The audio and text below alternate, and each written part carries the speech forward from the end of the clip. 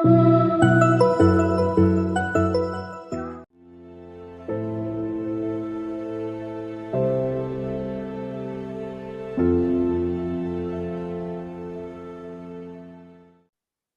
दिनों में हमारे उद्धारकर्ता और मुंजी के संबंध में हम लोग उनके जीवन के बातों को देखते चले आए हैं और उन सैद्धांतिक बातों के भी ऊपर हमने थोड़ा बहुत प्रकाश डाला है, ताकि हम अपने उद्धारकर्ता के विषय में पूर्ण बातों को हम लोग समझ लें।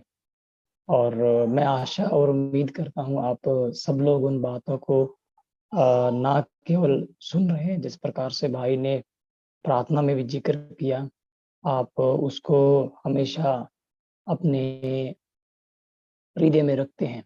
तो प्रभु आपकी मदद करे, प्रभु आपकी सहायता करे और हमारी भी मदद करे कि हम लोग जब इस विषय के दौरान होके जाते हैं, तो उन महान सच्चाइयों को आपके सामने एक विस्तृत रूप से रख सकें। धन्यवाद आपकी प्रार्थनाओं के लिए, आप हमें प्रार्थना में स्मरण करते हैं। और बीते दिनों के अंदर हम लोग जिन बातों के विषय में हम लोग देख रहे थे, हम लोग खास तौर पर उस क्रूस की मृत्यु के विषय में संक्षिप्त जो प्रकार से बताए गए थे कि प्रभु की क्या ये योजना है, उन संबंधों में हम लोग देखते चले आए थे। और आज हम लोग उस क्रूस की मृत्यु के बाद हम लोग उस पुनरुत्थान के संबंध में कुछ एक बातों के ऊपर आज हम लोग देखेंगे। तो पुनरुत्थान के संबंध का या महत्व या पुनरुत्थान क्या है? तो जब यीशु मसीह के संबंध में हम लोग जाएँ, तो यीशु मसीह का जो पुनरुत्थान है, यानी कि पुनः जी उठना, मृतकों में से जी उठना, इस बात के ऊपर क्या किए गए हैं, प्रकाश को डाले गए हैं। तो यहाँ पर जब हम मसीही लोग इस विषय के ऊपर जब चर्चा करते हैं, तो कुछ एक जो सत्य बातें हैं, उनको हमें जानना बहुत ज़रूरी है। देखिए, शारीरिक जो पुनरुत्थान है, यदि एक व्यक्ति मर जाता है और वो शरीर के अंदर दोबारा से आ जाता है, तो ये बहुत ही अनोखी और एक अद्भुत बात है। और इस संसार में अब तक के इतिहास के अंदर कोई भी उस मृत्यु को प्राप्त करने के बाद में उस शारीरिक अवस्था में होकर इस पृथ्वी के ऊपर वापस आए हैं। लेकिन ये क्या है, ये प्रभु यीशु मसीह के संबंध में जब हम क्या करते हैं, हम जब पुनरुत्थान के संबंध में बात करते हैं, तो ये हमारे लिए एक अनूठा एक विषय है, एक अलग ही विषय है। हम लोग हम लोग उन लोगों के संबंध में देखते हैं जो अपने इस जगत के अंदर क्या है, उस ईश्वर को क्या है, अपने मनों के अंदर पूर्ण रूप से बिठाए हुए हैं कि वो क्या है, वो अजर अमर है। हम लोग पहले भी इन बातों को देख रहे थे। लेकिन खास तौर पे मसीहत के अंदर जब हम लोग आते हैं तो ये क्या है, ये जो मसीहत को क्या है, सभी और जितने भी रिलीजन है उससे क्या करता है, अलग बनाता है। क्योंकि इसमें क्या है, इसके अंदर अर्थात पुनरुत्थान के अंदर क्या है, एक संदेश छिपा हुआ है, एक सुसमाचार का संदेश छिपा हुआ है ना। और सुसमाचार का संदेश क्या है, प्रभु उन मृतकों में से जी उठे हैं, मृत्यु के ऊपर जय पाए हुए हैं। व्यक्ति विशेष को खास तौर पे इस दुनिया में रहते हुए एक ही चीज की सताव रहता है या डर रहता है कि मैं मर जाऊंगा तो क्या होगा। और क्या है, लोगों के मन में उस चीज का खौफ है। और ये बात हमें इस दृष्टिकोण से देखना है कि ये जो मृत्यु है, शारीरिक मृत्यु से व्यक्ति इतना डरता है, तो आने वाली जो एक खौफनाक एक जो दंड है, वो जो मृत्यु कहलाती है, उसके बारे में फिर क्या है। लेकिन मसीह जगत के अंदर जब आपने सुसमाचार के संदेश को भाई विजेंद्र से सुना होगा या प्रभु के किसी और दास के द्वारा सुना होगा, तो आपको इस बात का भी आश्वासन साथ में दिया होगा कि प्रभु यीशु मसीह मृतकों में से जी उठे हैं। ये संदेश जब एक सुनने वाले को मिलता है या विश्वासी जन को मिलता है, तो इस बात के प्रति क्या हो जाता है, इस बात के प्रति शोर हो जाता है कि यदि उसका स्वामी मृतकों में से जी उठा है, तो मैं भी उस दिन में क्या होगा, जब पुनरुत्थान का दिन आएगा, मैं भी उसके अंदर जीऊँगा। तो यहाँ पर जिस बात को हम लोग देख रहे हैं, हम लोग उस पुनरुत्थान के संबंध में जो यीशु मसीह के संबंध में बताता है, और इसके अंदर एक क्या है, एक संदेश छिपा हुआ है, और इसके अंदर एक संदेश है जो हमें क्या बताते हैं, जो हमें उसके विषय के अंदर, उसके पुनरुत्थान के विषय के अंदर उस खुशी के साथ भी वो आते हैं। और कब्र से मसीह का पुनरुत्थान और प्राचीन इतिहास का सबसे क्या है, ये एक प्रचलित एक तथ्य बना हुआ है। और मसीह क्या है, मसीह ने उन सभी लोगों को लोगों के उद्धार के मार्ग को क्या है, सुनिश्चित कर दिया है, जो उसके ऊपर क्या करते हैं, विश्वास करते हैं। प्रभु उनको भी जीवन देता है। एक आयत के साथ हम लोग इन बातों को प्रारंभ करेंगे। आप यूहन्ना रचित सुसमाचार 1 अध्याय के उस 12 आयत में पढ़े होंगे। क्या है, जितनों से ने उसे ग्रहण किया, उन्हें क्या है, उसे उसकी संतान होने का अधिकार दिया। फिर आप एक आयत और पढ़ेंगे, रोमियो की पत्री पढ़े भाई, रोमियो की पत्री उसके 4 अध्याय को पढ़ें। कोई भाई उसके अंदर मेरी मदद करेंगे। रोमियो की पत्री 4 अध्याय 22 से लेकर 25 आयत तक।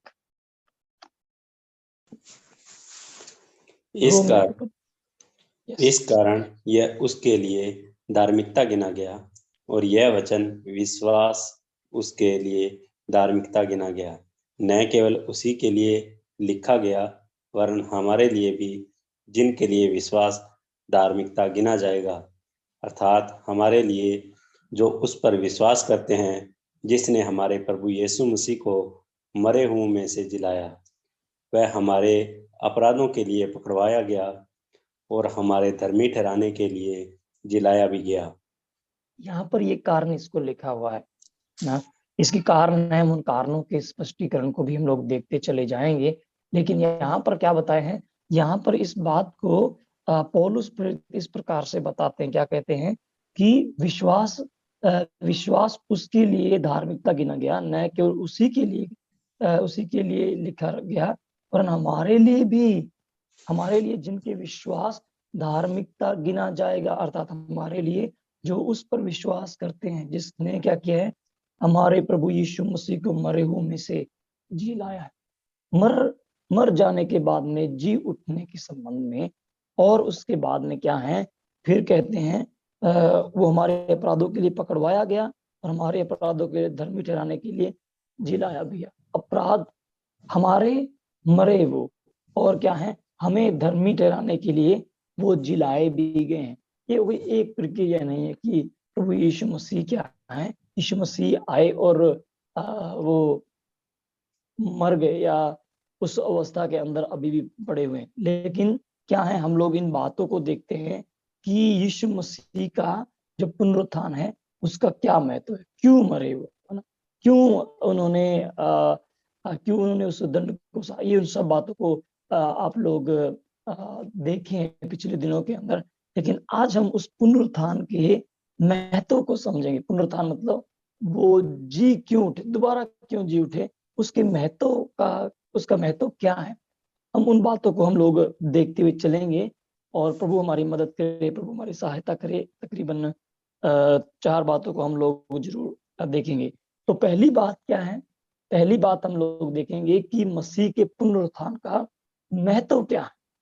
तो पहली बात, प्रभु यीशु मसीह के पुनरुत्थान का महत्व उसके व्यक्तित्व के लिए है, उसके व्यक्तित्व के लिए कि वह क्या है, वो कौन है। यदि मसीह मृतकों में से नहीं जी उठते, तब क्या होता, तब वो अपने आप में झूठे कहलाते।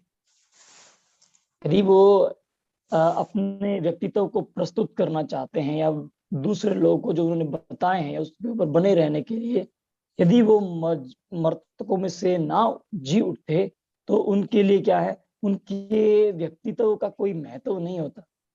आज आप और मैं जो विश्वास करने वाले हैं, क्यों करते हैं? क्योंकि हम जानते हैं कि वो कौन है ना। इसलिए क्या है, आज आप इतिहास को पन्नों को टंटोल के देखें, कितने लोग, अरबों लोग आए हैं, मर गए हैं, चले गए हैं, लेकिन उनका कोई विशेषता यहाँ पर नहीं बताए गए। लेकिन यीशु मसीह के संबंध में, यीशु मसीह के संबंध में इस बात को बताया गया है कि वो क्या है, वो कौन है, उनकी वो किस प्रकार का उनका एक व्यक्तित्व है। उस बात को क्या है, यदि वो मृतकों में से ना जी उठते तो वो झूठे कहलाते, और वो क्या है, और उनके पूर्व की हुई घोषणा के अंदर भी वो क्या होते, झूठे निकलते, जो कि उन्होंने मत्ती रचित सुसमाचार के अंदर अपने क्या किए, अपने संबंध में एक भविष्यवाणी की थी। उस भविष्यवाणी को हम लोग देखेंगे कि प्रभु ने क्या कहा, यदि वो ना करते तो क्या होता, क्योंकि वो झूठे ठहरते। मत्ती रचित सुसमाचार के 20वें अध्याय के अंदर आते हैं, तो वहां पर हम लोग प्रभु यीशु मसीह के द्वारा एक बात को देखते हैं। मत्ती रचित सुसमाचार 20वें अध्याय की 19वीं आयत को पढ़े भाई। और उसको अन्य जातियों के हाथ सौंपेंगे कि वह उसे ठट्ठा में उड़ाएं और कोड़े मारें और क्रूस पर चढ़ाएं, और वह तीसरे दिन जलाया जाएगा। देखिए, ये प्रभु यीशु मसीह ने क्या है, अपने संबंध में एक भविष्यवाणी की है। यदि प्रभु यीशु मसीह जब इस भविष्यवाणी को कर रहे हैं, इस समय को अवलोकन को कीजिए, बहुत पूर्व एक समय है, यानी पूर्व के अंदर एक बात को बताए गए। यदि ऐसा न होता तो लोगों के बीच में जो बातें उन्होंने बताई हैं, उनके लिए क्या होते, वो झूठे ठहराए जाते। उनका कोई भी क्या नहीं, जो विश्वास करने वाले उनके साथ में थे, उनके चेले थे, और जिनके सामने इन बातों को बताए गए हैं, तो उन बातों का विश्वास नहीं करते। क्यों? क्योंकि वो मृतकों में से यदि नहीं जी उठते तो उनका कोई भी व्यक्तित्व न रहता। इसलिए क्या है, पुनरुत्थान के महत्व के अंदर उनके जो व्यक्तित्व के लिए क्या है, व्यक्तित्व का बहुत ही एक महत्व है। इसलिए जो पुनरुत्थान का होना बहुत आवश्यक था, क्योंकि वो क्या है, उनके व्यक्तित्व को वहां पर बताने के लिए। उन स्त्रियों से जो कब्र के पास आश्रय करती हुई क्या है, आई थी, कि वह कहाँ था, या स्वर्गदूत ने कहा वह यहाँ नहीं है ना, और परंतु अपने वचन के अनुसार वो क्या हुआ, जी उठा है। स्त्रियां आपस में बातें कर रही हैं, पत्थर कौन लुढ़काएगा, या या हमारे लिए कौन उसको अलग करेगा। तो इस प्रकार के विचार उनके लिए हैं। लेकिन उन बातों को स्मरण कराने के लिए कि तुम्हें प्रभु यीशु मसीह ने क्या कहा था, तुम्हें क्या है उस बात को स्मरण करना है, जो कि 28 अध्याय उसके 6 के अंदर हम लोग इस बात को पाते हैं, जो मत्ती रचित सुसमाचार के अंदर है। पुनरुत्थान हमारे प्रभु को एक सच्चे भविष्यवक्ता के रूप में क्या करता है, स्थापित करता है। प्रभु ने क्या की, प्रभु ने एक भविष्यवाणी की, और उसके द्वारा क्या है, अपने आप के संबंध में जब भविष्यवाणी करता है तो भविष्यवक्ता के रूप में अपने आप को वहां पर स्थापित भी करता है। उसके बिना जो कुछ उसने कहा था शंका के विषय ही होंगे। क्यों होंगे? क्योंकि यदि वो हो नहीं पाते हैं तो ये किस प्रकार से होंगे। इस प्रकार के भाव मन के अंदर क्या है, आते हैं। पहली बात, पुनरुत्थान का होना, उसके व्यक्तित्व को बताना कि वो कौन है और उन्होंने क्या बातें उनसे कही हैं। फिर हम लोग दूसरी बात को हम लोग देखेंगे, जो कि हमें क्या बताता है मसीह के पुनरुत्थान का महत्व में। दूसरी बात है उसके कार्यों के प्रति जी उठने का जो एक महत्व है, वो इस बात को भी बताता है कि उसके कार्यों के प्रति एक पुनरुत्थान का बहुत महत्व है। वो किस प्रकार से है, यदि मसीह मृतकों में से ना जी उठते तो क्या होता। निसंदेह है जो क्या है, जो उत्तर पुनरुत्थान, यानी पहले जो पुनरुत्थान से पहले की जो बातें हैं, अपनी सेवकाइयों करने के लिए क्या नहीं होता, जीवित नहीं होता। जो सेवकाइयां प्रभु ने यहाँ पहले की हैं और अब जो कर रहे हैं पुनरुत्थान के बाद में, उनके लिए क्या नहीं होते, वो नहीं कर पाते। जो व्यक्ति मर गया है वो किस प्रकार से उन सेवकाइयों को आगे बनाए रख सकता है। उन सेवकाई को आगे बनाने के लिए उस व्यक्ति का जीवित होना अति आवश्यक है। इसलिए क्या है, उसके कार्यों के प्रति उसे मृतकों में से जी उठना बहुत जरूरी है। जो कार्य उसने शुरू किया, और यदि वो मर जाते हैं या सो जाते हैं तो उसके बाद में उनको कैसे आगे रखा जा सकता है। इसलिए जो कार्य उन्होंने प्रारंभ किया है उस कार्य को आगे भी वो लेके जा रहे हैं। इसलिए उन कार्यों के प्रति लगातार बनाए रखने के लिए क्या किया है, अपने आप को उन्होंने जीवित किया है। तो यहाँ पर क्या है, यदि वो जीवित नहीं होते तो उनकी सारी सेवकाइयां उनकी मृत्यु के साथ ही क्या हो जाती, समाप्त हो जाती। इस कारण क्या है, हमारे लिए अभी एक क्या रहता है, अभी एक महायाजक बन गया है। हमारे लिए अभी एक महायाजक बन गया है, जो क्या है, एक सेवकाई क्या है, अभी भी कर रहा है। क्या होता, तो जो अब जो हो रहा है वो क्या है, वो शायद नहीं होता। क्यों? हमारे लिए कोई विनती करने वाला नहीं होता, हमारे पक्ष में बोलने वाला नहीं होता है, और ना ही कलीसिया का कोई सिर होता, और ना हमें कोई हमें कोई वास करता और हमें शक्ति प्रदान करता, क्या है, और कोई जीवित व्यक्ति नहीं होता, सब यानी कि मर जाते। तो यहाँ पर क्या बताए गए हैं, अपने कार्यों को जो प्रभु ने क्या किए हैं, शुरू किए हैं, उन कार्यों को लगातार बनाए रखने के लिए प्रभु अभी भी उस सेवकाई के अंदर हैं, और हमारे लिए क्या करते हैं, इंटरसीडिंग करते हैं। अभी भी चाहे हम इन आंखों की दृष्टि से ना देखें, लेकिन उस आत्मिक दृष्टिकोण से यदि हम देखें तो प्रभु भी हमारे पक्ष में अभी बोलता है। प्रभु हमारे लिए विनती करता है, और वो कलीसिया का सिर बना हुआ है। क्यों? क्योंकि उसने उस सेवकाई को अभी तक क्या है, जारी रखा है। यदि हम उन विषयों के विषय में क्या है, यदि हम देखें तो 2 पदों को पढ़कर हम लोग इस बात को देखेंगे, और इस बात के प्रति जो बाइबल के अंदर आयत बताए गए हैं उसको स्थापित करेंगे। रोमियो की पत्री में आए भाई, रोमियो की पत्री 6 अध्याय के यदि आप 1 आयत से लेकर 10 आयत तक पढ़ेंगे तो वहां पर एक लंबा विवरण वहां पर दिया गया है, लेकिन हम लोग उन बातों को नहीं देखेंगे, लेकिन 1 आयत को हम लोग जरूर पढ़ के हम लोग जाएंगे। 10वीं आयत को पढ़ दीजिए भाई। क्योंकि वह जो मर गया तो पाप के लिए एक ही बार मर गया, परंतु जो जीवित है तो परमेश्वर के लिए जीवित है। हाँ, यहाँ पर उस संबंध में यीशु मसीह के संबंध में बताया गया, पाप के लिए वो मरा है, लेकिन क्या है, वो परमेश्वर के लिए अभी भी जीवित है। तो इस बात से यदि पूरे इस चैप्टर को आप ऊपर से 1 आयत से लेकर यदि 9 आयतों को फिर से पढ़ेंगे तो आपको क्या है, आपको उस बात के विषय में कि जो उसने स्थापित की, सेवकाई स्थापित की, उसके कार्य को स्थापित किया, उसको में वो लगातार बना हुआ है। फिर हम लोग यदि आगे जाएं और यदि हम लोग गलातियों की पत्री पढ़ें, गलातियों की पत्री वो हम जरूर बात को पढ़ते हुए चलेंगे। गलाती की पत्री, और उसके आप 2 अध्याय वो आए, गलाती की पत्री 2 अध्याय 20 आयत।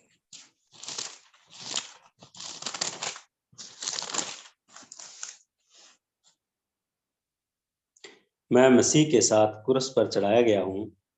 अब मैं जीवित न रहा, पर मसीह मुझ में जीवित है, और मैं शरीर में अब तो जीवित हूँ तो केवल उस विश्वास से जीवित हूँ जो परमेश्वर के पुत्र पर है, जिसने मुझसे प्रेम किया और मेरे लिए अपने आप को दे दिया। हाँ, यहाँ पर अपने आप में पौलुस फिर क्या बताते हैं कि वो उसके अंदर विद्यमान है, वो उसके अंदर जीवित है। जो जीवित कौन है? जो मरा नहीं है। तो इसलिए कहता है मैं क्रूस के ऊपर क्या है, चढ़ाया गया हूं, अब मैं जीवित नहीं रहा, पर मसीह मुझ में जीवित है। प्रभु उसके अंदर जीवित है, अपने उस कार्य को क्या है, उसमें करते चले आ रहे हैं। तो प्रभु क्या है, अपने उस कार्य के प्रति उस पुनरुत्थान को करना बहुत ही आवश्यक था, या उसके महत्व को जानना बहुत आवश्यक था।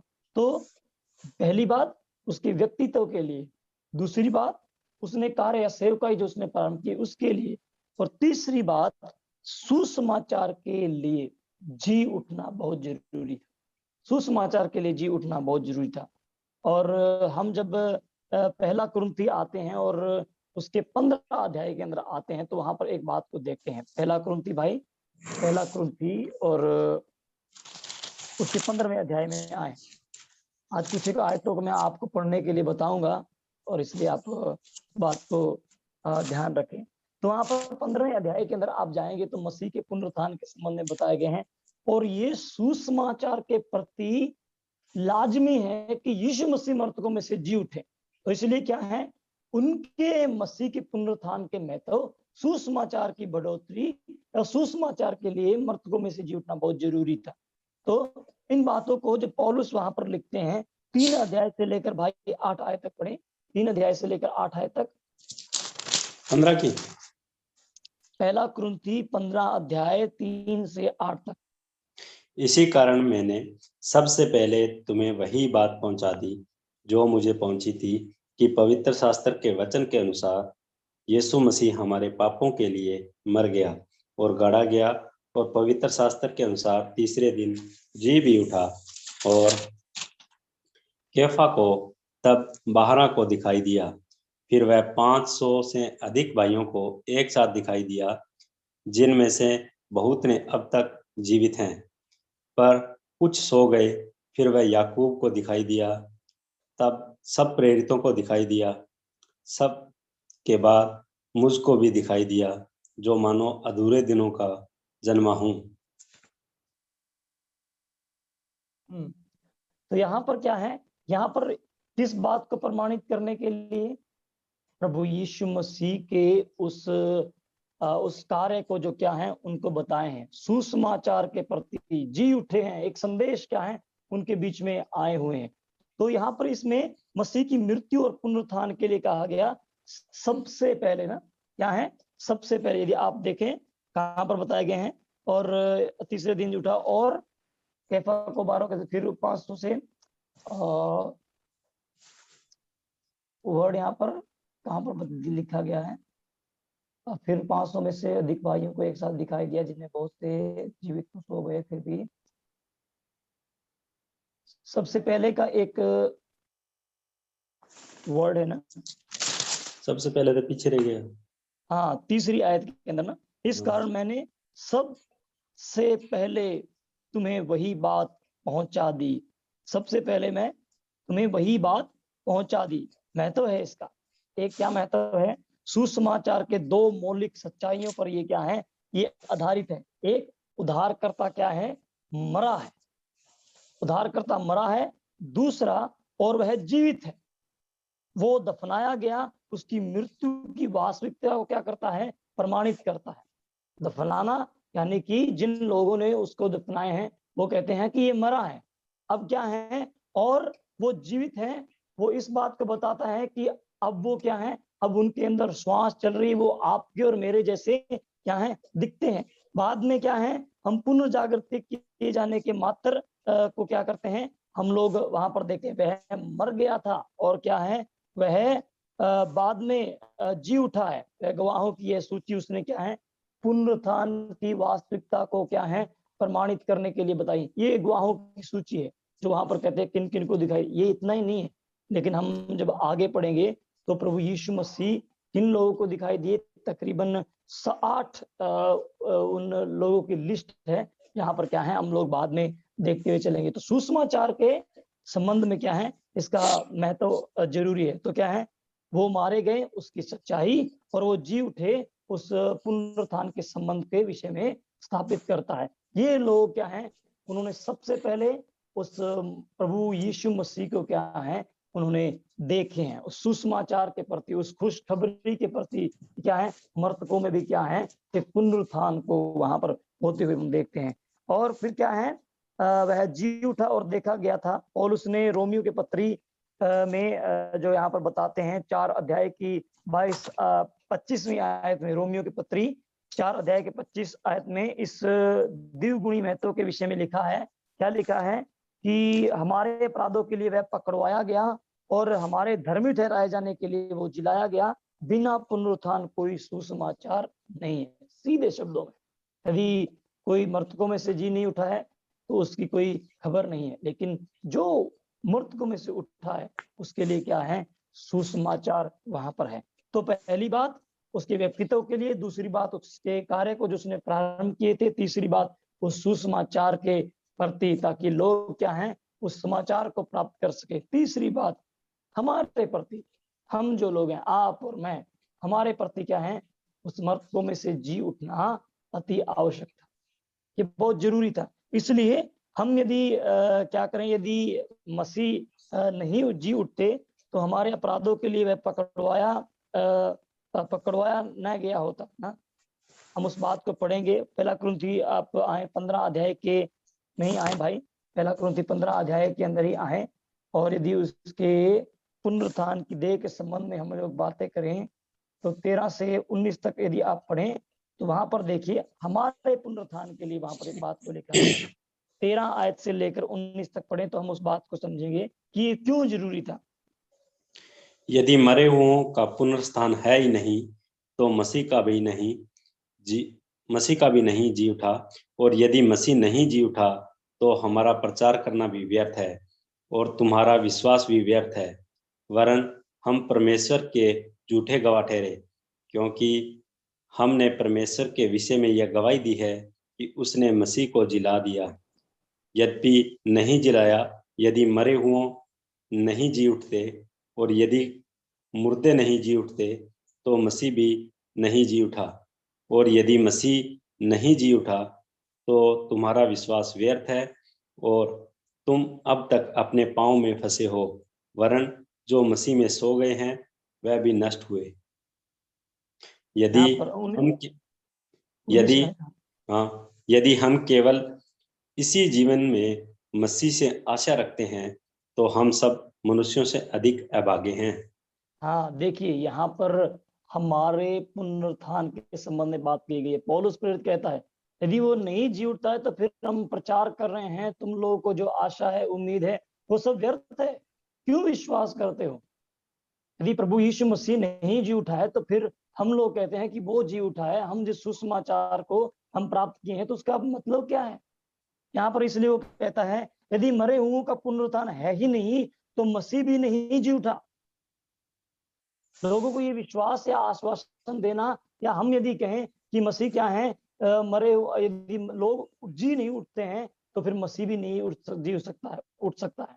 क्यों? क्योंकि यहाँ पर इस बात को प्रमाणित करने के लिए वो कहता है कि क्या है, क्योंकि जो मर जाते हैं वो कभी फिर जी नहीं उठते। यदि आप ऐसा सोचते हैं, फिर हम जो प्रचार करते हैं वो गलत। इसलिए कहता है और यदि मसीह नहीं जी उठा तो हमारा प्रचार करना व्यर्थ है और तुम्हारा विश्वास करना व्यर्थ है। क्यों यीशु मसीह के ऊपर विश्वास करते हो? इस बात को यहाँ पर बताए गए हैं। लेकिन पौलुस प्रेरित इस बात को क्या करता है, प्रमाणित करता है। वो कहता है कि हमें क्या आशा है, हम इसलिए ये संदेश देते हैं कि हम इसलिए विश्वास करते हैं क्योंकि मसीह जी उठा है। यदि आप उसका जस्ट आप उन बातों को उल्टा करके देखेंगे तो आपको उन बातों का आभास हो जाएगा कि पौलुस प्रेरित आखिर किन बातों को बताना चाहते हैं। ये एक किस रूप में, उनके उनके जो नकारात्मक जो विचार हैं उनके संबंध में कहते हैं। इसलिए कहें वरन हम परमेश्वर के झूठे गवाह ठहरे ना। हम उस गवाही को लेते फिर रहे हैं, हमने जिसको देखा है, जिसके विषय में बताते हैं, हम उसके गवाह झूठे हैं। यदि मैं भी प्रचार करता हूं और दूसरे लोगों को बताता हूं तो मैं भी झूठा हूं। मैं झूठा हूं अर्थात मसीह झूठा है, सब झूठे हैं। तो इसलिए क्या है, वो बताते हैं कि क्या है, वरन हमने परमेश्वर के विषय में यह गवाही दी कि उसने मसीह को जिला दिया, यद्यपि नहीं जिलाया तो मरे हुए में वो क्या है, वे नहीं जी उठेंगे। हम इस बात का क्या करते हैं, आश्वासन देते हैं। आपके जो पासवान है, आपके जो एवेंजलिस्ट लोग हैं, प्रभु के सेवक लोग हैं, आपके पास में जब आते हैं तो शायद एक बात को कहा होगा ना, आप इस दुख को मत देखिए, आप उस सुख को देखिए जो आने वाला है ना। मसीह लोग क्या है, उस जब अनंत उस महिमा के अंदर प्रवेश करेंगे तो उस समय क्या है, उस आनंद को, उस सुख को जो आपने इस पृथ्वी पर रह के उस संदेश के द्वारा क्या किया है, पाक कर विश्वास किया है, वो आपको आपके इस शारीरिक रूप में जानने के बाद में आपको मिलने वाला है।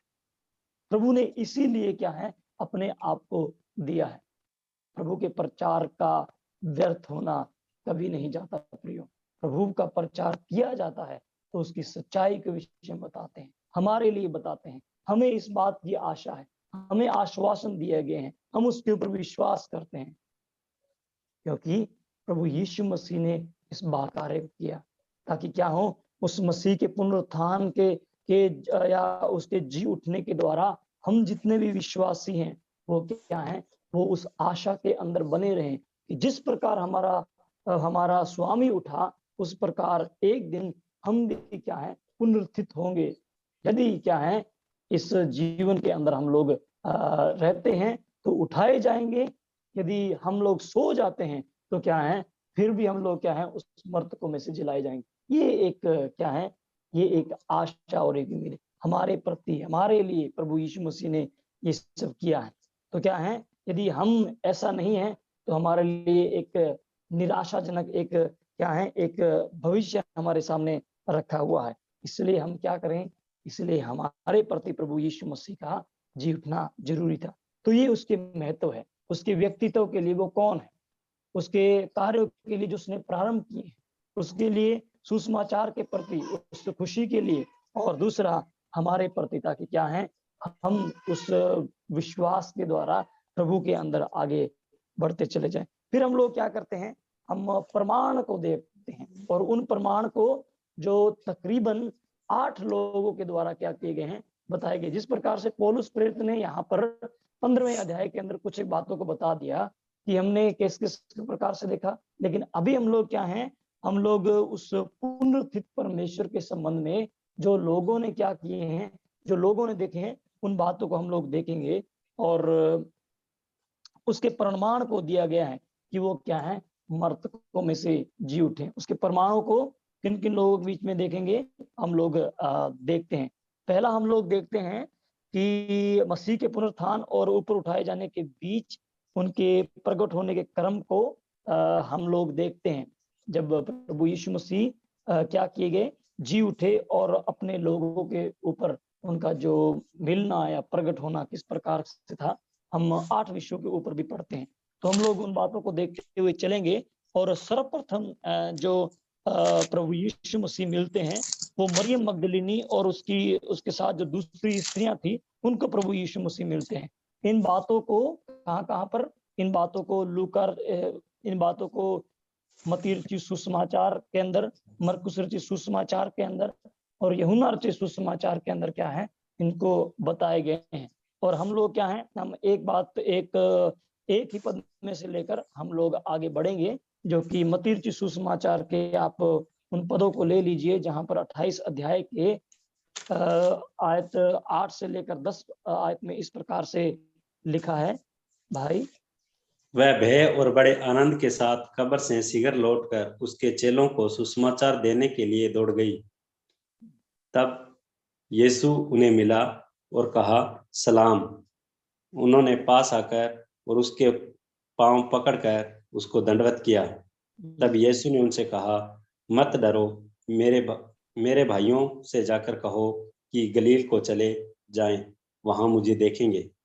देखिए, ये पहला प्रमाण है, ये पहला प्रमाण है जिसको क्या है, यहाँ पर स्थापित किया गया है कि मरियम मगदलिनी और दूसरी जो स्त्रियां हैं क्या हैं, बड़े आनंद के साथ कब्र से लौट गई। आप यदि आगे बढ़ेंगे तो वहां पर आपको एक संदेश दिया जाना वहां पर मिलेगा। और वहां पर क्या है, प्रभु यीशु मसीह के संबंध बताने के लिए स्वर्गदूत इन स्त्रियों के सामने खड़े हैं। तो वहां पर उस बात से क्या है, आनंदित होकर वो कब्र से शीघ्र लौट जाती हैं। और क्या है, हम इस बात को देखते हैं। लेकिन ये बात उस चीज को बताती है कि प्रभु यीशु मसीह यहाँ पर कहा है। तो आखिर के अंदर आए तो वहां पर देखे उन्होंने क्या है, तब यीशु उन्हें मिला और कहा, सलाम। उन्होंने पास आकर उसके पांव पकड़ उसको दंडवत किया। तब यीशु ने कहा, मत डरो, मेरे भाइयों को जाकर कहो कि गलील के चले जाएं, वहां तुझे दिखाई देंगे। पहली बात, इनको मरियम मगदलिनी और दूसरी स्त्रियों को दिखाई देने, ये उसके पुनरुत्थान के जी उठने के बाद क्या है, यहाँ पर उस बात को सत्यापित करते हैं। पहली बात। दूसरी बात आएंगे, हम लोग पढ़ते हैं पतरस को वो दिखाई देते हैं। ये कदापित क्या है, ये दोपहर का समय है, आप भाई पढ़े। पतरस को हम लोग देखेंगे, पतरस को दिखाई दिए। तो उस बात को हम लोग लूका सुसमाचार के 24 अध्याय के अंदर इस बात को पढ़ेंगे। लूका सुसमाचार 24 अध्याय और उसकी 34 आयत पढ़ें।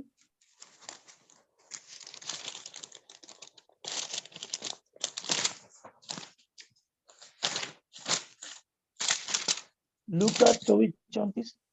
एक मिनट। ओके, मैं आपके लिए पढ़ूंगा यदि आपको नहीं मिला। वह कहते थे, प्रभु सचमुच जी उठा है और शमौन को दिखाई दिया।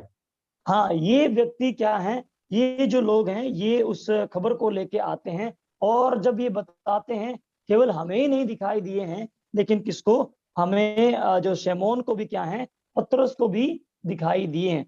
और इस संबंध में आप यदि पहला कुरिन्थी की किताब उसके 15वें अध्याय को जब हम पढ़ रहे हैं, तो इसमें क्या हम लोगों ने देखा, वहां पर क्या है, वहां पर हम इस बात को पढ़ते हैं कि वो उनको दिखाई दिए हैं। तो पतरस को जो करीबन दोपहर के समय को बताते हैं प्रभु यीशु मसीह दिखाई देते हैं, वो उसकी पुनरुत्थान की सत्यता को प्रमाणित करता है। तीसरा जिन लोगों को दिखाई दिया, संध्या के समय इमाउस के जो मार्ग में चेलों को दिखाई देते हैं ना।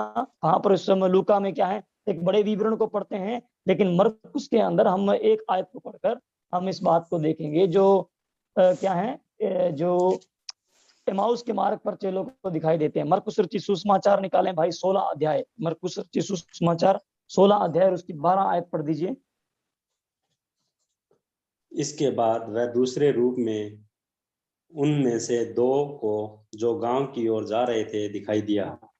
हाँ, यहाँ पर जिस बात को बताया गया है, गांव की तरफ जा रहे हैं, वो और कोई गांव नहीं है, लेकिन वो इमाउस की तरफ क्या है, वो बढ़ते चले जा रहे हैं। यदि उन उन बातों को क्या है, उन बातों को आप यदि लूका रचित सुसमाचार के अध्याय के अंदर आए, तो वहां पर आप इस बात को क्या है, देख सकेंगे कि ये उन चेलों को क्या है यहाँ पर दिखाई दे रहे हैं। लूका रचित सुसमाचार के 24 अध्याय की मैं उन बातों को मैं आपके सम्मुख रखकर मैं बताना चाहूंगा। 24 अध्याय के 13 से लेकर यदि हम लोग 32 आयत तक पढ़े, तो ये बहुत बड़ा एक भाग है। पर क्या है, उन दिनों में उनमें से दो जन इमाउस नामक एक गांव को जा रहे थे, यरूशलेम के क्या है 7 मील दूर था। इन बातों पे जो क्या हुआ, आपस में बातचीत करते जा रहे थे, तो वहां पर क्या है, हम लोग देखते हैं कि यीशु उनके साथ में मिल जाते हैं। ये क्या है, ये जो तीसरे समय क्या है, जब दो संतों में से क्या करते हैं, इमाउस के मार्ग से गांव की तरफ क्या है, जाते हैं। तो वहां पर हम लोग क्या है, यीशु मसीह के प्रकटीकरण को या उसके पुनरुत्थान की सत्यता को क्या है, हम लोग उस गवाहों के साथ में होते हुए देखते हैं। चौथी बात, ऊपरी कोठरी के अंदर, ऊपरी कोठरी के अंदर जिसमें क्या है, सभी चेले थे, लेकिन एक चेला नहीं था जिसको हम थोमा कहते हैं, जिसने कहा मैं अपनी आंखों से विश्वास करूंगा और उसके हाथों में क्या है, उंगलियां डालूंगा जहां पर छिदे हुए हैं। तो यहाँ पर उसके पुनरुत्थान के संबंध में उस बात को बताए गए हैं। उस बात में हम लोग यदि ऊपरी कोठी को देखें, तो जहां पर यूहन्ना केवल मात्र छोड़कर सभी उसके अंदर हैं। तो वो भी बात क्या है, हम 24 अध्याय के लूका अध्याय में, सुसमाचार के 24 अध्याय के यदि हम 36 से लेकर 43 आयत पढ़े, तो वहां पर इस बात को वहां पर हम लोग देख सकते हैं। ये बातें कह ही रहे थे कि उनके बीच में क्या है 36वीं आयत, ओके, 36वीं आयत में हम लोग देखते हैं कि ये लोग आकर उस बात को बताते हैं, हमने प्रभु को देखा है। ये बात बता ही रहे थे कि क्या हुआ, यीशु मसीह उनके बीच में आ खड़े हुए और उनको कहा तुम्हें शांति मिले, परंतु वे घबरा गए और डर गए और समझे कि किसी का भूत देख रहे हैं। और उनसे कहा कि क्या, मैं क्यों घबराते हो, तुम्हारे मन में क्यों संदेह उठते हैं, मेरे हाथ और मेरे पाँव को देखो कि मैं वही हूँ, उन्हें छूकर तो देखो, क्योंकि आत्मा की हड्डी और मांस नहीं होता जैसा मुझ में दिखाई देता है। यह कहकर उसने उन्हें अपने हाथ पांव दिखाए। ओके, लेकिन हम ये लोग क्या देखते हैं, आगे जब जाते हैं तो हम लोग इस बात को पढ़ते हैं कि उनके अंदर क्या नहीं थे, लेकिन जो थोमा थे वो वहां पर नहीं थे। यदि हम उसके इन विषय को पढ़ें, तो यहाँ पर आगे उन बातों को लिखा गया है जिनके संबंध में प्रभु यीशु मसीह उनको बताते हैं। और इसमें उस बात को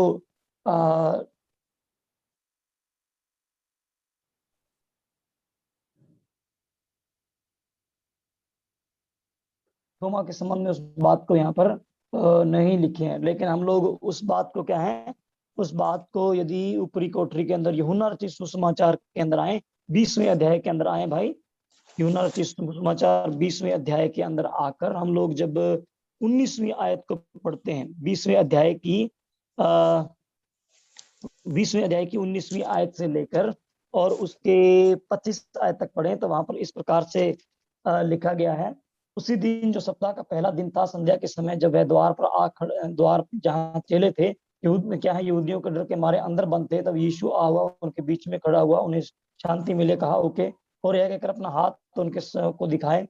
फिर यीशु ने उनसे कहा तुम्हें शांति मिले, और पिता ने मुझे भेजा है वैसे ही तुम्हें भी भेजता हूँ। यह कहकर वो उनमें पवित्र आत्मा उसने फूंका है। तो यहाँ पर चेलों पर प्रकट होते हुए बताते हैं। और निचली आयत में हम पढ़ते हैं कि थोमा वहां पर नहीं है। ओके, जब था, हम देखते हैं जब यीशु आया तो उनके साथ न था, परंतु 12 में से अर्थात थोमा जो दिदुमुस कहलाता है, जब यीशु आया तो उनके बीच में न था, ये उनके बीच में नहीं, लेकिन उसके ऊपर भी प्रगटीकरण को हम लोग देखते हैं। और वो 5वीं बात है, अगले रविवार को चेलों को और थोमा समेत वो दिखाई देते हैं, जो 20वें अध्याय की 26वीं आयत से होता है, शुरू होते हैं।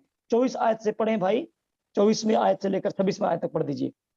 परंतु 12 में से एक अर्थात थोमा जो दिदुमुस कहलाता है, जब यीशु आया तो उनके साथ न था, और अन्य चेले उससे कहने लगे हमने यीशु को देखा है।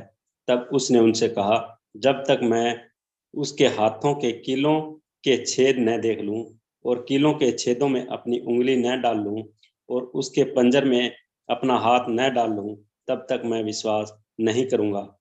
8 दिन के बाद उसके चेले फिर घर के भीतर थे और थोमा उनके साथ था और द्वार बंद थे। तब यीशु आया और उनके बीच में खड़े होकर कहा तुम्हें शांति मिले।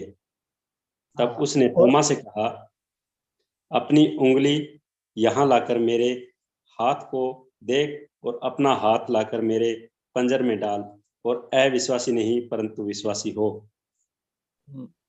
देखिए यहाँ पर उस प्रभु यीशु मसीह के जी उठने की सत्यता को प्रमाणित करते हैं। यहाँ पर चेला विश्वास नहीं कर रहा, लेकिन प्रभु उस एक व्यक्ति के लिए क्या करते हैं, अपने आप को उस करते हैं, प्रगटीकरण दिखाते हैं, ताकि क्या हो, वो नाश ना हो, वो अविश्वासी ना बने। प्रभु मन की बातों को जानते हैं। उसने जो बातें कही वो कहाँ पर कही है, दूसरे लोगों के सामने कही। यीशु मसीह वहां पर नहीं है, लेकिन प्रभु उस बात को जानते हैं, इसलिए कि वो विश्वासी बने, इसलिए प्रभु उसके ऊपर प्रकट हुए उस मृत्यु के बाद। फिर हम पढ़ते हैं कि गलील के पास प्रभु 7 लोगों के साथ में उनको दिखाई देते हैं। गलील के झील के पास जब 7 लोग मछली पकड़ रहे थे, तब वहां पर हम इन बातों को देखते हैं कि प्रभु यीशु मसीह वहां पर आते हैं, जो कि 21वीं अध्याय के अंदर आप लोग देख सकते हैं। जब लोगों के ऊपर प्रगटीकरण होने के बाद में भी लोग कार्य करने को चले गए, तो प्रभु यीशु मसीह का वहां पर आना हम लोग देखते हैं। एक अध्याय से हम लोग जब 21 अध्याय तक जाएं तो हम लोग इन बातों को पढ़ सकते हैं, जहाँ पर जो तिबिरियस झील के किनारे पर प्रभु यीशु मसीह उनके सामने होते हैं, प्रकट होते हैं। ओके, और हम उस बात को पढ़ते हैं, भोर को होते ही यीशु किनारे पर आ खड़ा हुआ, तो भी चेलों ने उसे नहीं पहचाना कि वह यीशु है। तो दूसरा चेला एक होता है, वो समझ जाता है और वो कहता है कि ये कौन है। तब उस चेलों ने, जिससे यीशु प्रेम रखता था, पतरस ने कहा यह तो प्रभु है।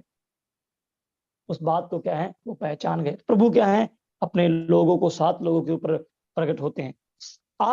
7वां बताऊंगा, 7वां जो यहाँ पर बताए गए हैं, पहला मरियम मगदलिनी और दूसरी स्त्रियों के साथ, दूसरा पतरस को, तीसरा इमाउस के मार्ग पर 2 चेलों को, तीसरा ऊपरी कोठरी में चेलों को जहाँ पर थोमा नहीं था, फिर अगले रविवार चेलों के साथ थोमा को, फिर जो छठी बात है वो गलील के साथ 7 चेलों के साथ, और 7वीं जो यहाँ पर प्रमाणित करती है वो प्रेरितों और 500 से अधिक भाइयों को और प्रभु के भाई याकूब को दिखाई देते हैं, जो यहाँ पर नहीं, लेकिन हम हम लोगों ने 15वें अध्याय के अंदर उस बात को किया है, हम लोगों ने देखा है। फिर आखिरी में 8वीं आयत में हम लोग 8वीं बात को यहाँ पर स्थापित करते हुए देखते हैं, जिन्होंने स्वर्गारोहण को देखा, ओके, जिन्होंने स्वर्गारोहण को देखा, उस संबंध में हम लोग उन बातों को देखते हैं। अर्थात जब प्रभु यीशु मसीह उनके मध्य में थे और प्रभु यीशु मसीह ऊपर उठाए जा रहे हैं, तब वो तब वो उन लोगों ने उस बातों को कहा है। 28वें अध्याय के मत्ती सुसमाचार के 28वें अध्याय के यदि 18 और 20 आयत में देखें, तो प्रभु यीशु मसीह वहां पर चेलों के साथ में है, तब वो उठा लिए जाते हैं और उनको वहां पर दिखाई देते हैं, वहां पर प्रेरित भी हैं और 500 से ज्यादा लोग भी वहां पर उपस्थित हैं, ऐसा करके बताए गए हैं। तो यहाँ पर हम लोग देखें तो क्या है, ये सब बातें क्यों हैं? ये उसके पुनरुत्थान की सत्यता को प्रमाणित करने के लिए यहाँ पर बताई गई है। इतनी बड़ी लिस्ट हम लोग लेके क्यों आए हैं? ताकि इस बात को साबित किया जाए कि ये कोई एक व्यक्ति के द्वारा नहीं है, या केवल मरियम मगदलीनी को नहीं है, ये उसके चेलों और अन्य 500 लोगों को भी दिखाई देकर इस बात की सत्यता को क्या किया है? प्रमाणित किया है कि क्या है, उसके पुनरुत्थान का वास्तव में क्या है, उसको लोगों ने देखा है, वो जी उठे हैं, इस बात के ये प्रमाण है। तो हम लोगों ने आज दो बात को देखा, यीशु मसीह के पुनरुत्थान अर्थात मरे हुए से जी उठने के संबंध में, और उसके महत्व के संबंध में कि वो कौन है। दूसरी बात, जो कार्य उसने शुरू किया उसको जारी रखने के लिए उसका पुनरुत्थान जरूरी है। तीसरी बात, सुसमाचार के प्रति वो जरूरी है। और चौथी, हमारे लिए वो जरूरी है। तो इन बातों को, उस पुनरुत्थान के महत्व को हमने देखा, और 8 जो प्रमाणिक जो तथ्य हैं जो बाइबल के अंदर लिखे हैं वो पुनरुत्थान के संबंध में हम लोगों ने देखे हैं। तो प्रियो, हमारा परमेश्वर जीवित है, हमारा परमेश्वर मरा हुआ नहीं है। हम उस परमेश्वर के संतान कहलाते हैं जिसने हमें क्या किए हैं, हमें जीवन देकर जीवन की एक धन्य आशा दी है। हम आज चाहे इस अवस्था के अंदर रहते हैं, चाहे आज हमें दुख है, चाहे तकलीफ है, चाहे परेशानियां हैं, लेकिन हमें इस बात के लिए क्या है, हमें इस बात के लिए पूरा पूरा आश्वासन होना चाहिए कि हमारा जो परमेश्वर है वो क्या है, हमारा परमेश्वर हमें क्या करते हैं, हमारे दुखों के अंदर, हमारे परेशानियों के अंदर हमें संभालते हैं, और साथ में हमारे लिए क्या करते हैं, हमारे लिए प्रार्थना करते हैं। तो इसलिए क्या है, हम क्या करें, हम उस परमेश्वर के सम्मुख अपने जीवन को यह व्यतीत करते हुए कि हमारा परमेश्वर जीवित है, जो हमें देखता है और हमारे लिए सब कुछ करता है। हमारे परमेश्वर को हम और ज्यादा जाने कि हमारा परमेश्वर हमारे साथ विद्यमान रहता है। प्रभु के नाम की महिमा और स्तुति हो। प्रभु इन वचनों के द्वारा हमें सबको आशीष दे। जय मसीह की। प्रभु सबको आशीष दे।